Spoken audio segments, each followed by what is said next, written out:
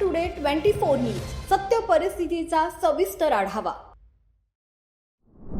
विरारमधील अर्नाळा बीचवर समुद्रात बुडून 4 मित्र बेपत्ता झाल्याची घटना घडली होती। यामध्ये 19 वर्षीय अयान झाकीर हुसेन मंडलचा मृतदेह अर्नाळा किल्ल्याजवळील किनाऱ्यावरून सापडलाय। दरम्यान 18 वर्षीय शोएब खान अद्याप सुद्धा बेपत्ता आहे। त्याचा शोध घेण्यासाठी युद्ध पातळीवर शोध मोहीम सुरू आहे। मिळालेल्या वृत्तानुसार शुक्रवारी सकाळी नालासोपारा पश्चिम येथील 4 मित्र अर्नाळा बीचवर समुद्रात उतरत असताना जोरदार लाटांमध्ये वाहून गेले।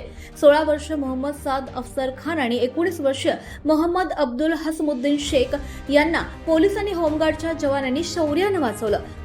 मात्र अयान मंडल आणि शोएब खान अद्यापही बेपत्ता आहेत। घटनेनंतर लगेचच जीवरक्षक शोध पथके, अग्निशमन दल, पोलीस आणि तटरक्षक दलाच्या सहभागानं एक मोठी शोध मोहीम सुरू करण्यात आली। समुद्रातील शोध मोहिमेसाठी तटरक्षक दलाच्या हेलिकॉप्टरचाही वापर करण्यात आला। मात्र शुक्रवारपर्यंत हे 2 तरुण अद्यापही बेपत्ता होते। अयानचा मृतदेह आज अर्नाळा किल्ल्याजवळील समुद्र किनाऱ्यावर सापडलाय।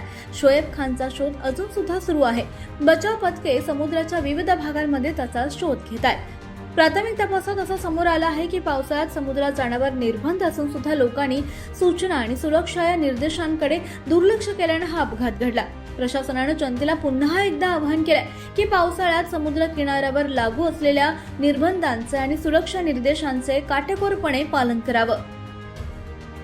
महाराष्ट्र टुडे मराठीसाठी ब्युरो रिपोर्ट, मुंबई।